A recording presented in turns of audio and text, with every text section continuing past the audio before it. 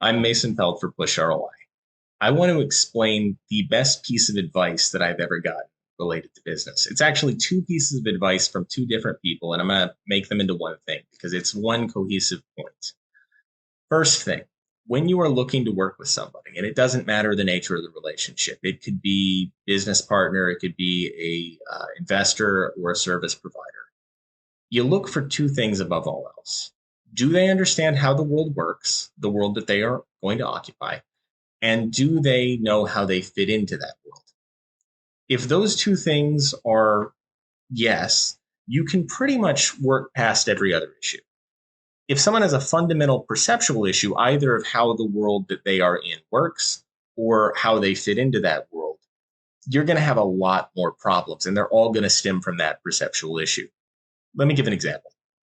One of my, at the time, closest friends called me a few years ago and he says, Mason, you've been my friend for like 8 to 10 years, how long it was.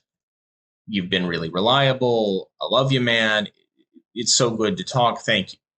And we catch up for like 20, 30 minutes. And he says something to the effect of, I have this new investor. I'm very excited. We're going to be getting some money for my startup. This is wonderful. And I said something like, I'd love to meet your investor. And he gets real quiet. He says, Mason, I could never introduce you to my investor because if my investor meets you and then invests in you, and then that investment goes south, well, they might blame me.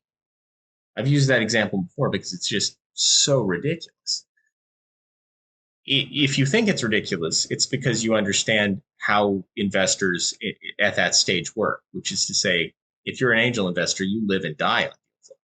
You also have a due diligence process, and that's not getting bypassed because some random founder made an introduction to some other random founder.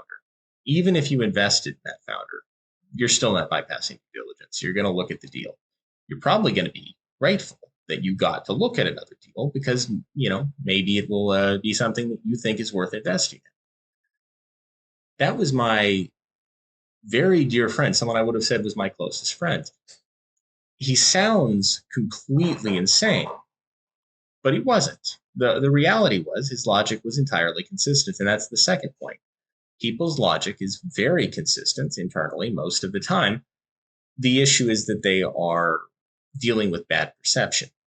If you talk to most doctors, even if it's having to go all the way back to med school, did a rotation through an ER, they will tell you that they have seen a child who came in because the kid jumped off of something very, very high and smashed. And they broke something, they injured themselves. Social workers often get called in to talk to these children. And the story is almost never that the kid was attempting self-harm or abused or mentally ill. Sometimes it is.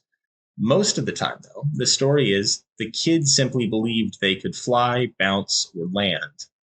And they were reacting completely logically. And the only reason anyone else thinks the kid was being illogical is because we all knew that an ER visit was a pretty good scenario given a 3-story drop onto concrete. Now, applying this back to everything else, desperation, real or imagined, causes the same fight, flight, or flee reaction. It doesn't matter if it wasn't real or if it was. And fight, flight, or flee, when inappropriate to the situation, is completely counterproductive.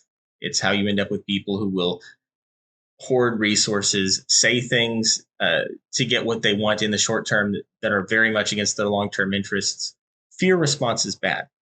And delusional confidence is jumping off of a 3-story building onto concrete, believing that you can fly. That's also very bad. What you want are people who have an internally consistent logic. Most people do. And you need it based on the realities that can be observed.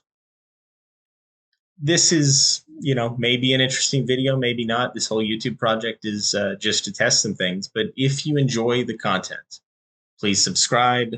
Please click the like button. Leave a comment to help the algorithm. And thank you very much for watching.